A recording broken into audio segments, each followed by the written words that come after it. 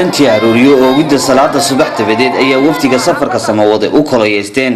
baasha ay degaan beesha madaxweyne Siilaan iyo waa bariga saaxile wax la sii dhabalo dhulka baaxadda leh deegaanka banaanka iyo buurahaba ka siman ee xeebariyada saaxil safar saacado qaatay kadib waxa wafdigu soo gaaray magaalooyinka Xagal biyo macaan ceel baxay laas ciidle xididley raanibul beeyo dhaadheer hal ayaa wafdiga samawade ee hogaamiye Cabdiraxmaan Maxamed Cabdullaahi Ciro horkacayo ay cagta u soo dhigeen shacab jeestay bulsho ka aradan wax qabad dadweyne u jeelan isbedel ayaa wafdigu kula kulmay jiida dheer ay si jibaaxeen dadkuna waxay ahaayeen walow duruufuhu hareeyeen kuwa aan ka diimooneyn dareenada siyaasadeed iyo daruuraha isbedel doonka ee darafyada dalka intooda diiwaangelintu gaadhay horadaaha uga feedeen walow mucda hadalka wafdiga iyo hadafka safarka samawade salka uu ku hayay baraarujinta bulshada ee diiwaangelinta codbixiyayaasha oo maalinta sabtida ka bilaabmi doonta saaxil hawd iyo gabiley haddana bulshada bariga saaxil waxay dareenkooda shacab oo abaabul gacan haadin siyaasadeed iyo durbaan loo tumo intaba ka maqan yihiin ay ku muujiyeen soo dhaweyn ballaaran oo ay banaanada la dhoobnaayeen deegaanada wafdiga samawade ku soo gaala bixiyeen safarkan bulshada fariimaha diiwaangelinta loo gudbinayay ayaa mas'uul shicib iyo madax dhaqameed intuba waxay taageerada iyo ajiibida fariimaha wafdiga ka sakow cod qayaxan kaga dhawaajiyeen waayaha nololeed qatanaanta xuquuqdoodii qaran iyo hungada hore halgan isbedel doona ay uga halabsadeen waxaan idin leeyahay waxaan anagu gudoomiyaha ururka waxaan leenahay dhalinyaro waayeelba urur fara badan baanu nahay urur mawaadi iyo islaamnimo ku shaqeeyaan nahay waxaan ku shaqeynaa mawaadinimo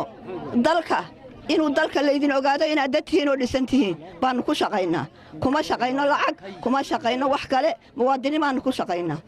maantana waxaan la yiri waxa soo socda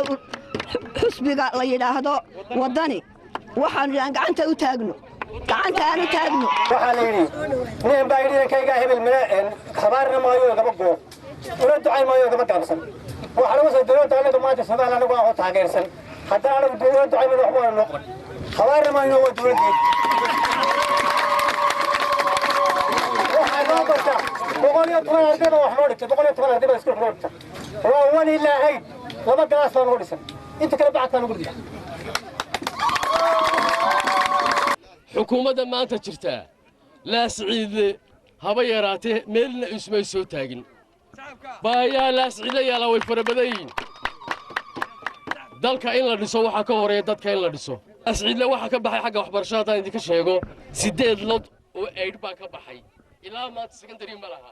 anaa ku furay imka volunteer waxaanu ka codsanaa horta marka ugu horeysa hal kalaasna ha ahaatee horta maanta inaad meel dhagax loo dhigtid oo secondary schoolkaas waxay xukuumadda maanta jirtaa qaba weeyday waxaan ka codsanaa mudane gudoomiye inaad maanta dhagax dhigtid kalaaska ugu horeeya maanta waxaan ka doonaa kulmiyeena ku soo dhawaaqay inuu degmo ee looga dhigo mustaqbalka madaxweynaha Cabdiraxmaan iyo kamidina maanta u sharaxana inay gobol leeyahay looga dhigaa oo markuu baraarantay waxaan u noqonay raggii 12 bilood geela raacayay oo markii uu dhalayna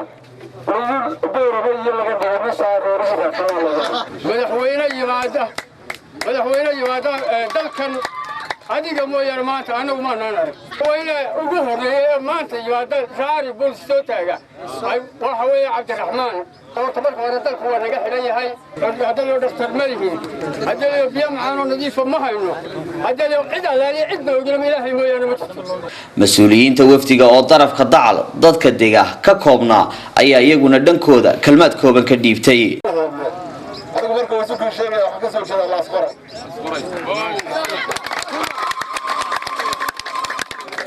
sidaas marka waxa tilmaamaysaa xisbiga wadani loo dheeyahay oo u jeelan isbedel doonka wadanka aad iyo aad baan u soo dhaweynaya waana ku farxaya waxaan intaa raacin lahaa waqtiga oo gaaban waad ogtihiin xukuumadda kulmiye waxaynu ku dooranay abtirsiiyo waxaynu ku raacnay reernimo maynan ahayn waxaynu dooranay oo aynu ka soo goynay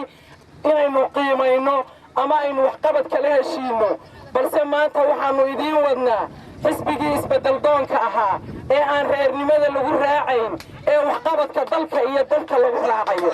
annaguna ballan waxaan idinka qaadaynaa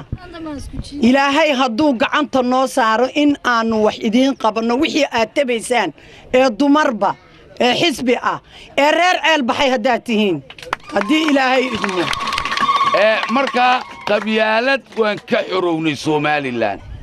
waxaana naga xoraynaya xisbiga wadani doonkaas aa u baahan tihiin oo kale ha noqotee waxaa halkan ku sheegtay meel 9 kilomitir loo socdo hal loo qabto berberada la raban jiro doonka laga soo saari jiray sheekh taana haddii aan waxaan idinkala qaban karno wada qabanaynaa dowladnimadeennii waxay ku soo ururtay dayrka madaxtooyada iyo in yar oo madaxtooyada xidhiidh la leh gacanteenna iyo codkeenna wax bedeli kara taa aynu isu kaashanno hogaamiyaha wadani waa Cire soo dhaweynta deegaanadani ula hinqadeen dhankiisa wuxuu bulshada uga mahad celiyay hab maamuuseedka qiimiga badan ee ay ku qaabileen dhanka kale wuxuu hawraarsan iyadana yidhi hadallada iyo dalabaadka duqeytida deegaanada qaarkood isagoo halka ay u dhimatay karaankiisa deeq lacaga ku darsaday dariiq iskaa wax u qabso bulsho go'doodsani ay ku wadaan shacabigii faraha badnaa ee aanu aragnay ay isku afahaayeen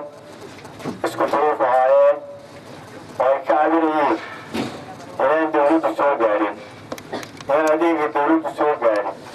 hadduu yahay caafimaad iyo hadduu yahay biyo iyo hadduu yahay waxbarasho waxaan soo aragnay dhul aad iyo aad u ballaaran oo waddooyinkiisuna adag yihiin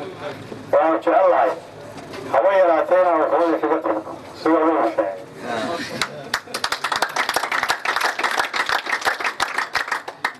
balantayadu bilana qaadan mayso sanadana qaadan mayso waxaanu jecelnahay baahidu badnaayeen waddada inaan 3 kun oo doolar shidaala siino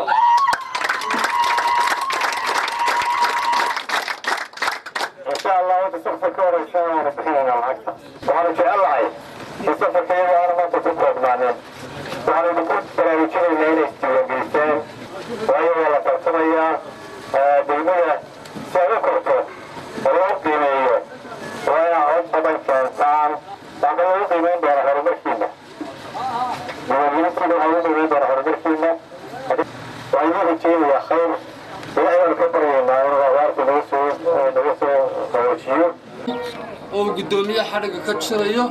alxamdulilah wuxuu noqon doonaa kii aynu madaxweynenimo ku soo saarnay waxaanu bisi ka qabanaynaa xadhiga ka jaraynaa xafiiska degmada xagal ee xisbiga wadani bariga iyo galbeedka inta haatan la gaadhay waxaa midba midka kale baradhaafiyey bandhigidda bulsho baahidoodu tahay isbedelsan welina waa saaxil u baahan cabdirasaaq teera star TV magaalada Berbera.